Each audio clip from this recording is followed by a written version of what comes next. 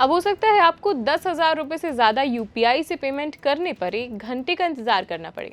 RBI UPI में अब एक बड़ा बदलाव कर सकता है। आरबीआई ने एक चर्चा पत्र जारी कर साइबर ठगी को रोकने के लिए बड़ी रकम के P2P यानी पर्सन टू पर्सन ट्रांसफर में लगभग 1 घंटे की देरी का फॉर्मूला लागू करने का सुझाव दिया है।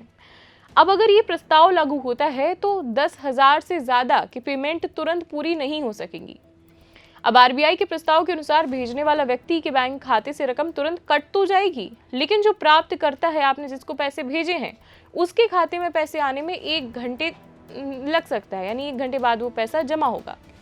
अब इस दौरान भेजने वाला व्यक्ति ट्रांजैक्शन को कैंसिल कर सकता है, और इस जो 1 घंटा है जिसमें आप ट्रांजैक्शन कैंसिल कर सकते हैं या कोई कार्यवाही कर सकते हैं, इस घंटे को आरबीआई ने गोल्डन आवर माना है, जिसमें यूजर्स को ठगी होने का एहसास होता है तो तुरंत वो इस पेमेंट को रोक सकते हैं। लेकिन अब आप सोच रहे होंगे कि हमें बाजार में, दुकानों में मान लीजिए 10,000 से ज़्यादा का पेमेंट करना है, तो क्या अब हमें 1 घंटे का इंतजार करना पड़ेगा? तो देखिए, ऐसा नहीं है, क्योंकि ये नियम केवल P2P ट्रांसफर, हमने शुरुआत में बताया था, यानी पर्सन टू पर्सन लागू होगा। अब दुकानदारों को QR कोड के जरिए किए जाने वाले पेमेंट, ऑटो डेबिट, सब्सक्रिप्शन या दैनिक की छोटी मोटी पेमेंट्स पर इसका कोई भी असर नहीं पड़ेगा। यानी किराए की दुकान, बिल पेमेंट या रोजमर्रा के छोटे ट्रांसफर पहले की तरह ही तुरंत होंगे।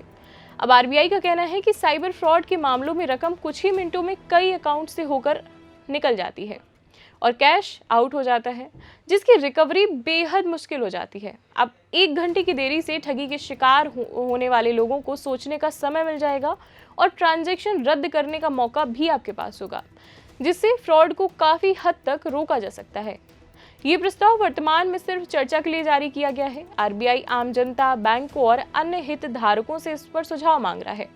ये अंतिम रूप से तब लागू होगा जब इस पर एक तरफ से मत होगा, और अगर ये नियम लागू होता है तो ये यूपीआई की इंस्टेंट पेमेंट सुविधा में पहला सबसे बड़ा बदलाव होगा।